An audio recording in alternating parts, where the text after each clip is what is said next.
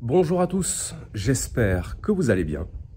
Alors aujourd'hui, je voulais vous donner quelques nouvelles de mon affaire de plagiat, puisque comme vous le savez, il y a quelques mois, j'ai publié une longue vidéo dans laquelle je vous expliquais que ma chaîne avait fait l'objet d'un plagiat, une personne qui reprenait toutes mes vidéos et qui les traduisait en anglais via une intelligence artificielle. Et donc aujourd'hui, il y a du nouveau.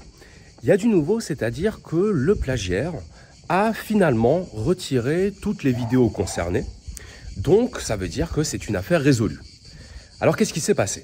Eh bien, il s'est passé que mon avocat m'a dit « Tu n'as pas le choix, il faut que tu ailles au procès. » Alors, procès contre le plagiaire, évidemment, mais aussi procès contre YouTube, parce que dans cette affaire, YouTube est l'hébergeur, c'est l'hébergeur technique. Or, un hébergeur a la responsabilité de ce qui est publié sur sa plateforme, ce qui veut dire que si YouTube laisse des vidéos en infraction, des vidéos manifestement illicites, eh bien ils se rendent complices de l'infraction. Et c'est d'autant plus vrai pour cette affaire que non seulement YouTube était au courant, YouTube avait toutes les preuves du plagiat, et YouTube avait reconnu la validité de ces preuves, puisqu'ils sont intervenus à plusieurs reprises pour supprimer les vidéos en question avant de les remettre en ligne.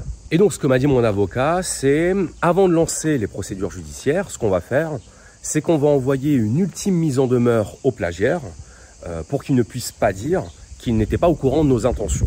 Donc c'est ce qu'on a fait, on a envoyé la mise en demeure et dans les jours qui ont suivi, toutes les vidéos plagiées ont été retirées. Et donc c'est pour ça que la longue vidéo que j'avais faite pour vous expliquer toute cette affaire de plagiat, vous ne la trouverez plus sur ma chaîne, elle n'est plus en public. Je l'ai passée en non répertorié parce que je ne voudrais pas que des gens tombent sur cette vidéo et puissent croire que le plagiaire est toujours en infraction à mon égard et qu'ils aillent sur sa chaîne pour lui envoyer des tonnes de commentaires négatifs. Maintenant, si vous n'avez pas vu cette vidéo mais que vous auriez quand même voulu la voir, je vous mets le lien dans la description. Et sachez bien que le plagiaire est en règle et donc cette vidéo n'a maintenant plus qu'une valeur d'archive. Donc voilà, cette affaire de plagiat est à présent résolue et je suis très satisfait qu'elle soit résolue parce qu'elle m'aura quand même occupé plusieurs mois pendant lesquels j'aurais préféré faire de la philosophie. Ah oui, alors je voulais aussi en profiter pour répondre à tous ceux d'entre vous qui m'ont suggéré au moment de l'affaire de lancer une cagnotte pour m'aider à supporter mes frais de justice. Merci beaucoup pour l'intention, merci beaucoup pour le geste, mais c'est non, je n'ai pas voulu et je ne veux pas que vous m'aidiez à payer mes frais de justice parce que j'estime que ça fait partie des risques du métier et que si j'ai une difficulté, si je rencontre un problème, eh bien c'est à moi seul de m'en occuper. Alors je sais que c'est très à la mode chez les youtubeurs de faire des appels aux dons, de faire des appels à contribution auprès de la communauté pour payer les procès en cours. Mais personnellement, c'est pas comme ça que je fonctionne.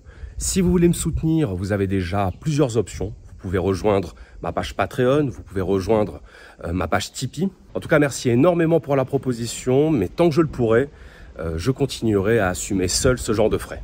Et donc, j'aimerais terminer cette petite vidéo en remerciant les personnes qui m'ont aidé à mener cette affaire jusqu'à son terme. Donc, tout d'abord, je voudrais remercier mon ami Guillaume, qui m'a accompagné tout au long de cette affaire et qui a pris énormément sur son temps personnel pour m'aider à faire avancer le dossier. Donc merci à toi Guillaume. Et également remercier mon avocat, mes deux avocats pour être exact, maître Mathieu Escande et maître Mathieu Cordelier, spécialisés en propriété intellectuelle et en droit digital. D'ailleurs j'aimerais en profiter pour leur faire un petit peu de publicité, parce que comme je vous l'ai dit, sans eux j'aurais été un petit peu désemparé dans cette affaire. Donc c'est le cabinet Lexone, L-E-X-O-N-E. Ils ont un cabinet à Paris, ils ont un cabinet à Toulouse, un autre à Aix-en-Provence, mais vous pouvez les contacter directement via leur site internet. Donc merci à vous, chers maîtres, au pluriel, et j'espère très sincèrement ne plus avoir besoin de faire appel à vous. Voilà, j'ai fait le tour de ce que j'avais à vous dire aujourd'hui. N'hésitez pas à me rejoindre sur Patreon, il y a une formule d'abonnement gratuit sur Patreon qui vous permettra de voir ce que j'y publie. Rejoignez-moi également sur Instagram, c'est le réseau social sur lequel je communique. Il me reste à vous souhaiter un excellent été, on se retrouve à la rentrée, et d'ici là, prenez soin de vous.